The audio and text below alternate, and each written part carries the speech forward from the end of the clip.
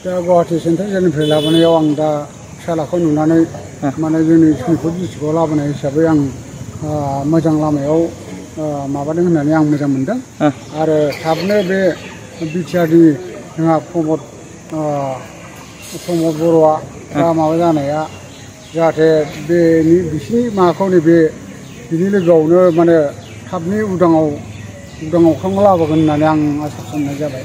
आंनि मुङा उपेन नार्जारि बा गजेन नार्जारिनिफ्राय आं बेखिनिखौनो बुंनानै आङो प्रमद बर' बिथांनिसिम आं रोजा रोजा साबायखर थाबाय।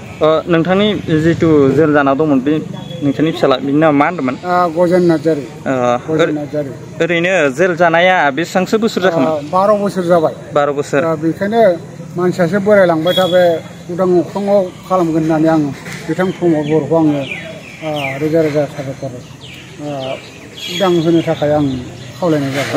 दिनै 12 बोसोरनि उनाव दिनै गावनि जिल्लायावनो लोगो मोनबाय गावनि फिसालाखौ, दा बेवहाय गोसोखौ माबायदि नांदों? गोसोखौ आं बिराद मोजां मोननाय मोनदों आरो जोंनि डिस्ट्रिक्टआव दैथायहरनाय हिसाबै आं बेखिनिखौ बुंनायनि थाथ'नाय जाबाय आरो। दा गुवाहाटि सेन्ट्रेल जेलनिफ्राय लाबोनायाव आं दा फिसालाखौ नुनानै माने जोंनि सनितपुर डिस्ट्रिक्टआव लाबोनाय हिसाबै आं मोजां लामायाव माबादों होननानै आं मोजां मोनदों आरो थाबनो बे बिटिआरनि जोंहा प्रमद बर'आ दा माबा जानाया जाहाथे बिसिनि माबाखौ नैबे बिनि लोगोआवनो माने थाबनि उदाङाव अख्राङाव लाबोगोन होननानै आं आसा खालामनाय जाबाय। आंनि मुङा उपेन नार्जारि बा गजेन नार्जारिनिफ्राय आं बेखिनिखौनो बुंनानै आङो प्रमद बर' बिथांनिसिम आं रोजा रोजा साबायखर थाबाय। नोंथांनि जिथु जेल जाना दंमोन बे नोंथांनि फिसाला बिनि नामा मा होनदोंमोन? गजेन नार्जारि। गजेन नार्जारि। ओरैनो जेल जानाया बेसेबांसो बोसोर जाखोमोन? 12 बोसोर जाबाय। 12 बोसोर। बेखायनो मानसियासो बोरायलांबाय थाबाय उदां अख्राङाव खालामगोन होननानै आं बिथां प्रमद बर'खौ आङो रोजा रोजा साबायखर उदां होनो थाखाय आं खावलायनाय जाबाय।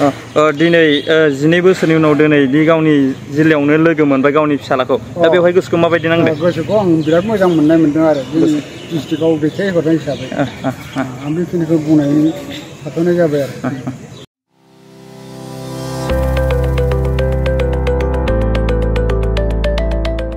मोनसे गोजोनथाव खौरां।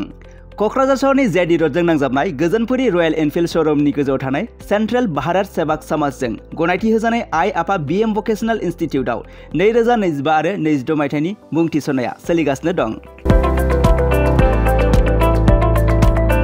HS आरो HSLC उथ्रिसारनाय बिजाथि एबा फरायसाफोरा बे भकेशनेलाव गावारि सोलोंथाइखौ लानो हागोन।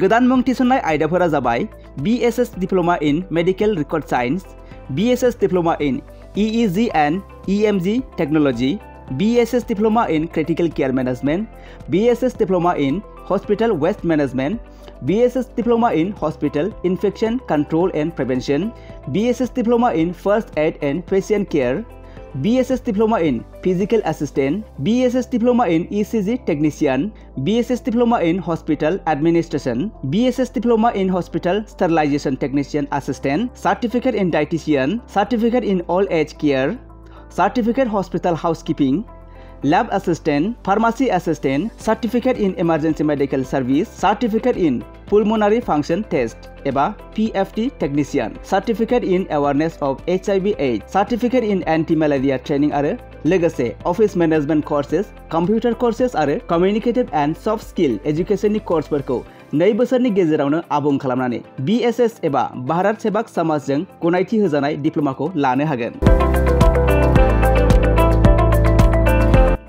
लोगोसे गासैबो डिप्ल'माखौ लानायनि उनाव सोरखारि साख्रि मोननायनि सुबिदाबो दं। जुदि नोंथांमोनहा बेफोर कर्सनि थाखाय गोदानै मुं थिसननो गोसो दङब्ला आइ आफा BM भकेशनेल इनस्टिट्यूटनि नैबे मबाइल नाम्बार 9395899391 एबा 8135971844 बे मबाइल नाम्बारनि गेजेरजों थोंजों सुलाद लाहरनो हागोन।